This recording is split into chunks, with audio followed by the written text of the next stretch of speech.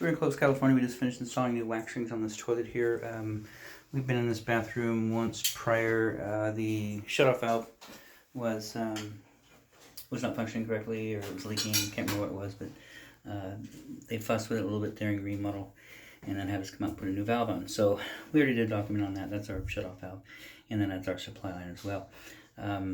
Flooring company reinstalled the toilet, and it was rocking from front to back. So they had us come back out, pull the toilet, put new wax rings in, and then of course we've got shims around the back. So on this side toward the back, and then in the middle and back, and then on this side toward the back. So we got 3 hard plastic shims in there, and then we've tightened this up, not very aggressively, but the bolts we tightened, just left everything in place. Reason being is we got down there, it's a combination ABS plastic and a steel ring with the powder coating on it. The powder coating is pretty much gone, and there's some corrosion around where the bolts mount to that ring, and you know it's still holding, so that's great. So moving forward, just want to make sure you don't get any water down there, or you know, anything where that ring's going to sit in moisture, water, whatever it is, and corrode it even further, because otherwise those bolts will pop out. So we tighten it down, and it just doesn't feel good when you're pulling against a piece of metal that's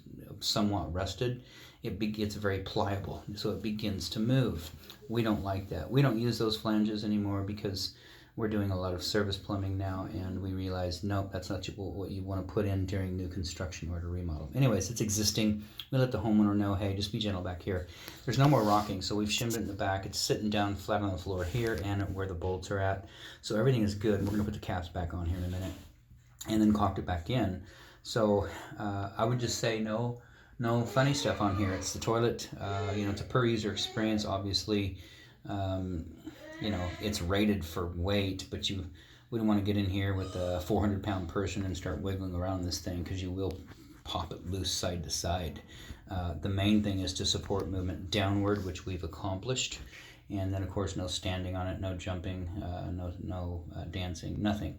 Just, you know, kind of be gentle with this guy. You know, we do warn our work, but when we see a flange that's in that bad a shape, the only other recourse is doing to repair, which, you know, usually starts out about 400, 500, and goes up depending on how extensive the repair is. Anyways, so it's installed. We did adjust the fill valve for you. It was overfilling slightly, so now it's filling correctly, shutting off correctly, and flushing correctly.